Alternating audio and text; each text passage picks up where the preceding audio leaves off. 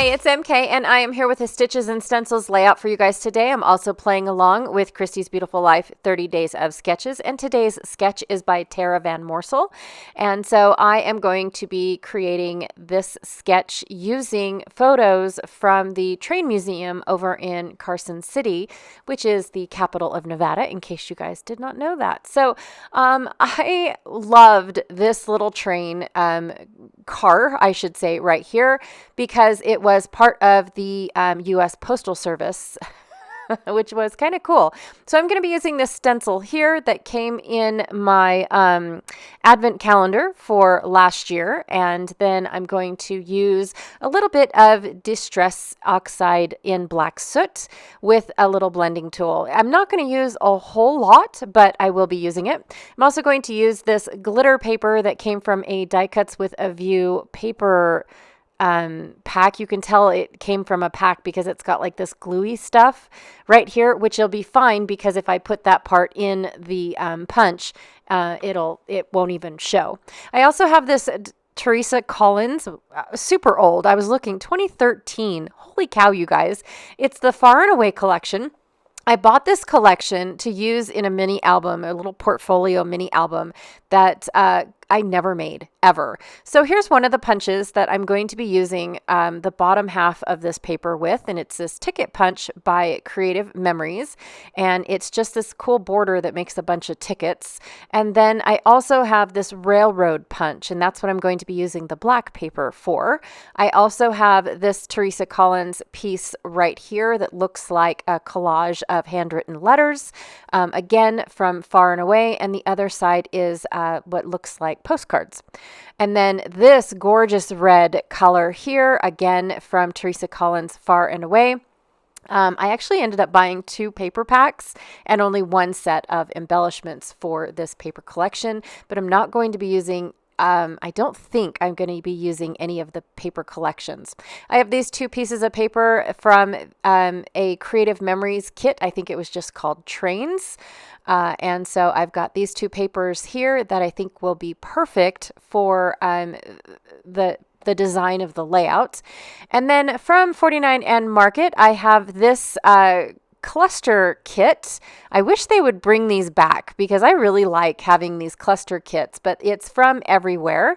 And I've used most of the collection, but I thought I would see what was left in there and see if there's anything usable. And then I have the same stickers that are from the Railroad paper pack. They weren't sold as a whole collection, I don't think, back in the day, but I bought just a few of the elements. And then from Cedar House, I have this thicker set, and I'm going to use this title that says That Could Have Been Better, because like I was telling you guys about this train, as you can see, these are bullet holes. It's riddled with bullet holes all around. And then, of course, it also looks like termites because of the way that they're so uniformed. So what it is yes, it's termites, but there's bullet holes within the termite holes as well. Because this train used to be part of the U.S. Postal Service. Oh, and for my circular elements, I brought in this Dusty Attic chipboard set. So I thought it would be kind of cool to bring in the time because trains relied a lot on clocks. They had places to be, places to go, and a certain time to get there. So I felt like that was absolutely perfect. But what I've been trying to tell you guys, which I will tell you guys as soon as I'm done about this border punch. Now, these border punches are one of my favorites because inside the punch, I'm not sure if you can see from here, they all have these little notches, like a little nick in the edge of the punch that helps you line up the image perfectly. So you never get a misaligned punch. And I just thought that that was perfect. So each and every one of these border punches has that little niche or that little knock inside that tells you, this is where it is lined up instead of lining up that silver bit and trying to get it to go. So hopefully it's on this one as well. This will be my first time using this one, but yes, there it is. It's inside where the little tickets, I I don't know, connect. You can see the little knock there at the top of the paper from the punch out, and it just helps with super fast aligning. And I wanted to share that with you guys when I punched these punches out. So anyways, my pictures are of this rail car, and the museum has decided to leave it as it is because of its history. And again, it ran between one side of Nevada to the other side of Nevada delivering mail. And this car, if I remember correctly, has been in train robberies 32 times. Because of its consistent use for the Postal Service. And that is why it is actually painted green, because it was supposed to blend in with the Nevada landscaping.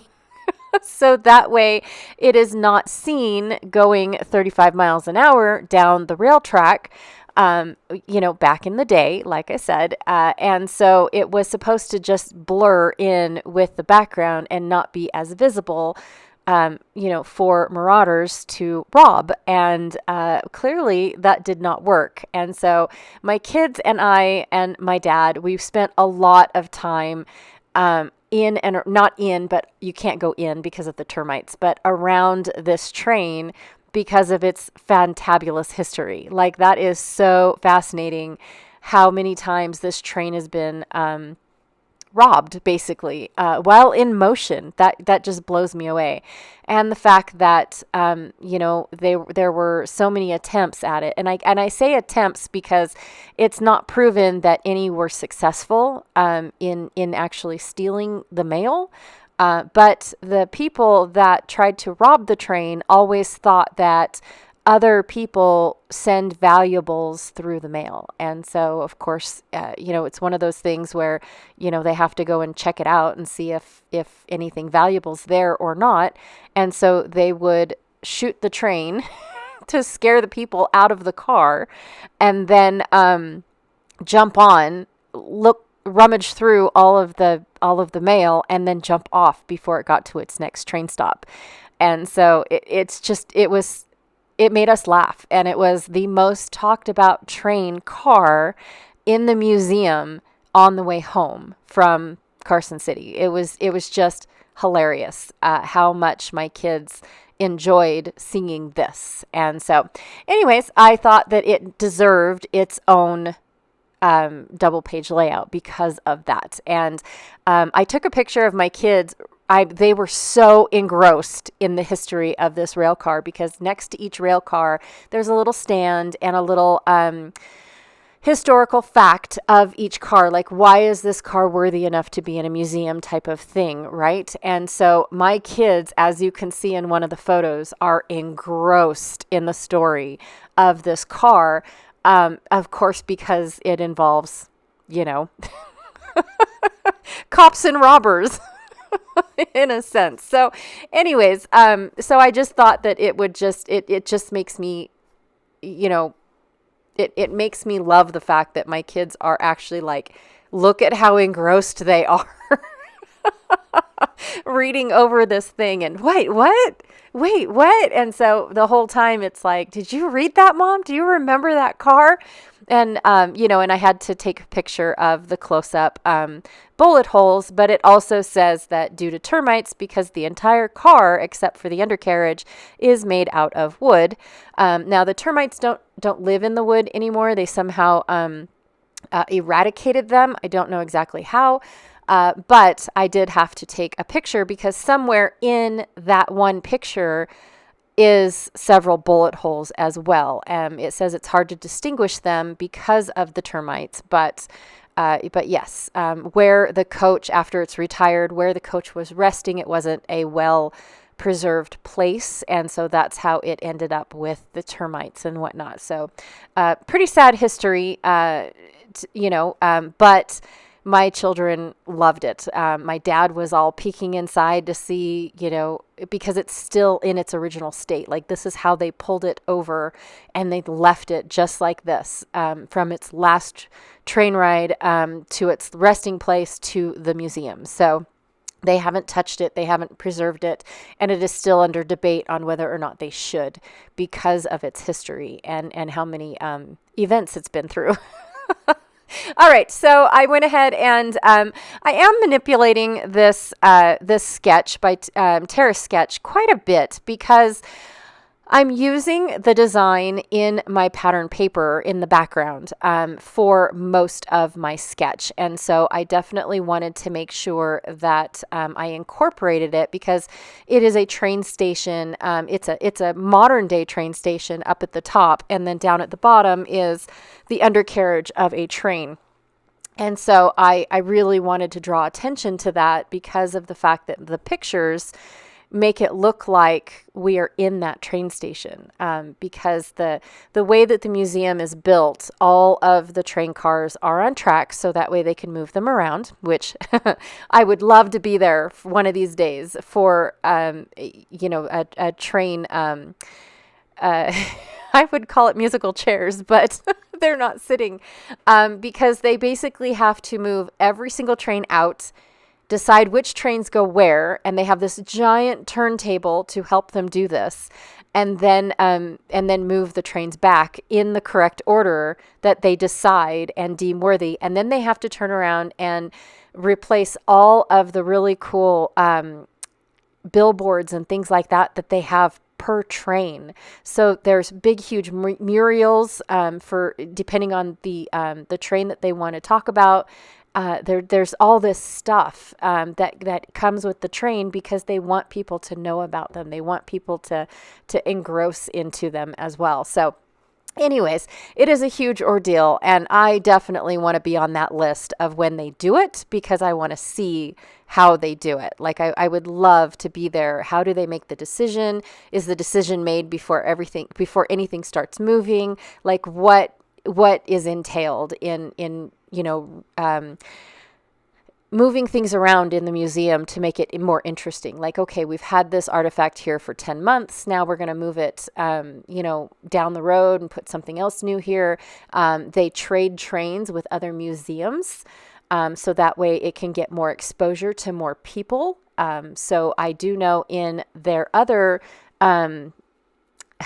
train station, I should say, they have a lot more engines. And so one of the engines was on loan from another museum. How far or where, I don't know. It just says that it's a revolving exhibit. And when it says it revolving, that means that it moves from museum to museum, not that it moves within that specific museum. And so anyways, that's just something that I want to do. I want to see that movement. I want to, I want to be involved and see what it takes. But yeah, that'll never happen. It's on a bucket list though. All right, you guys. So I'm just taking a couple distressed oxides. I have frayed burlap as well as black soot. And I very, very quickly went over all of my clocks and gears with the two inks. And then I'm taking this really cool gold ink by One Canoe 2, I think is what it was called back in the day. I wish this company was still there. I really loved all of their paper products.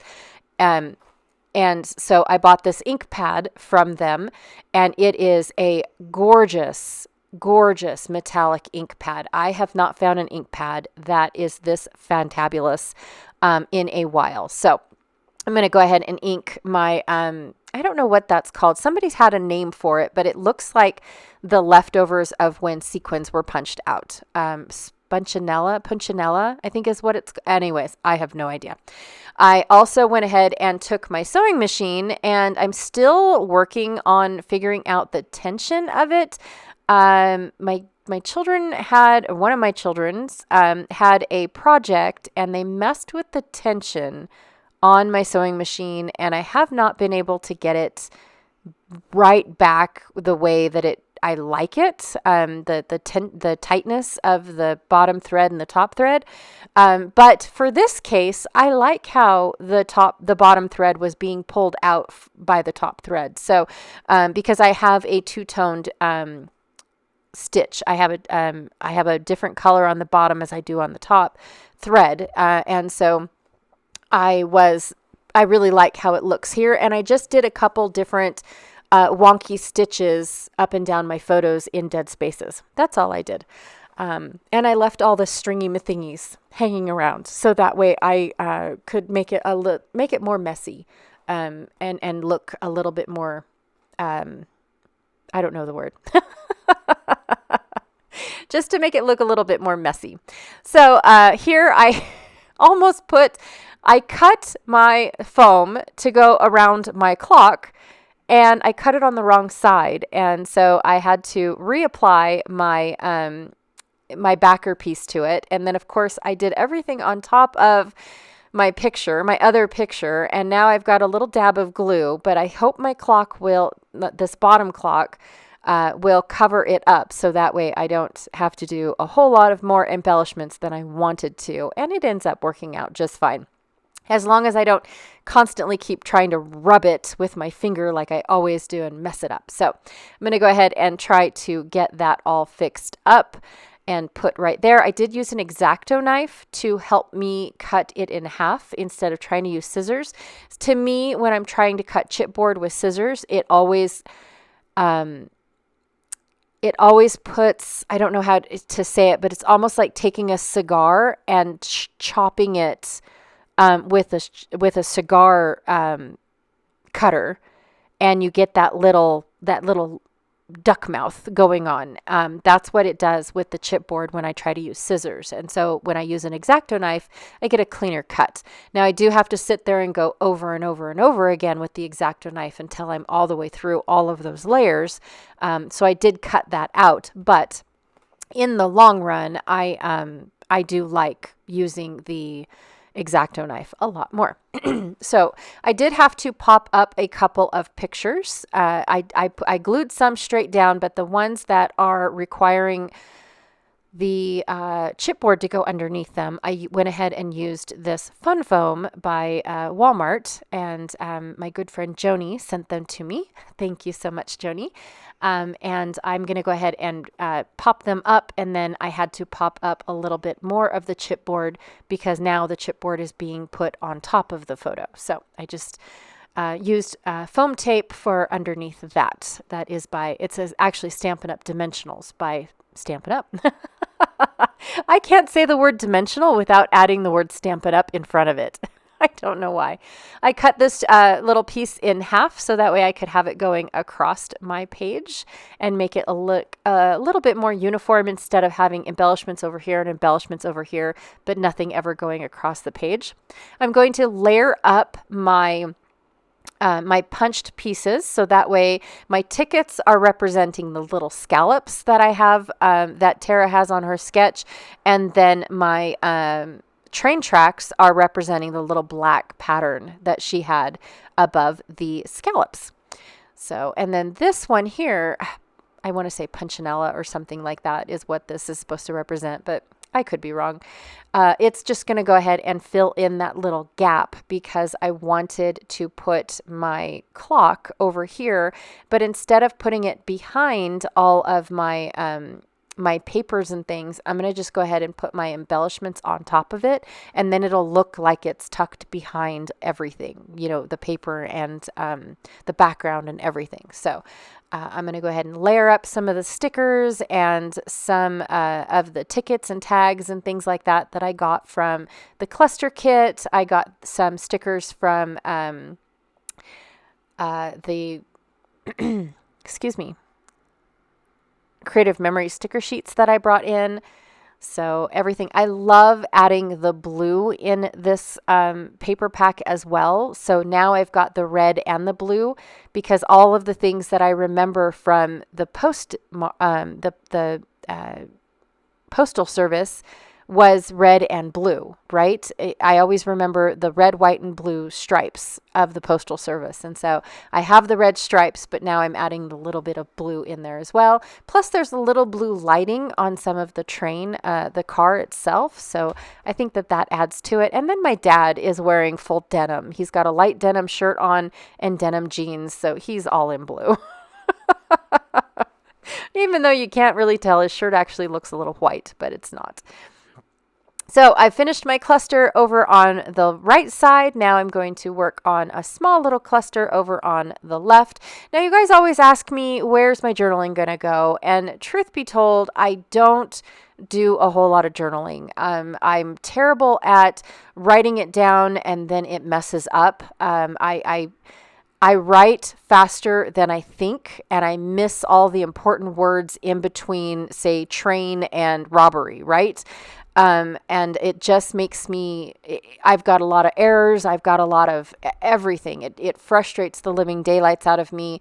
To me, typing it all out and then finding, printing it and cutting it, that sounds like a lot of work to me. I really don't do the whole journaling thing. It's just not my thing. I've made a comment before where I would rather just do a QR code and put this video and the story within the video right on the back of my page, or incorporate it somewhere on my page. I would rather do that. And then somebody made the comment, well, the QR codes may or may not last forever. I get that. I understand that. So I haven't done the QR codes yet either. I don't know my response. I do know that until I turn off YouTube or YouTube goes away, my videos will be here forever. And I can put on the back of my layout, or I can put on the tag of my layout, this is video number blah, blah, blah from, March 22nd, 2025. Right? And that's where my kids can go and find the video and go watch it on YouTube if they really want to know the story that they can't remember themselves, because I get it. They're kids, right? So yes, I definitely need to figure something out. I just don't know yet, because of the fact that these are just for me. I do this because I love being creative. I love how it turns out. I love sharing this with you guys. But in the end, I don't really care where this layout ends up. Like if it ends up at my daughter's house, even though none of my daughter's not in any of these pictures, it might end up in my oldest son's house. It might end up, who knows? It might end up in a box in a garage for 30 years and my grandchildren see this. That's where it might end up. I have no idea. But in the end, I love how all this turns out. I love how I love the process of this. I love the storytelling in the video and telling you guys how this picture means to me and putting it together. And once the story is out there and recorded on video, the paper product itself, I'm not sure what I could do with it because it's right here in video, right? So anyways, that is my layout for today. Tara, this was a fabulous layout or sketch to be working with. I had a lot of fun playing with this sketch. I had a lot of fun playing with my sketches or my stitches and stencils. Don't forget to check out the playlist down below, as well as my partners for Stitches and Stencils, which is Galaxy Girl Creations, who's Janet Fritz, and then State Goddess, that is Sandy Reversky, and they are both here on YouTube. So don't forget to check out their channels to see how they are stitching and stenciling today. All right. Again, thank you so much, and I'll check y'all later. Bye.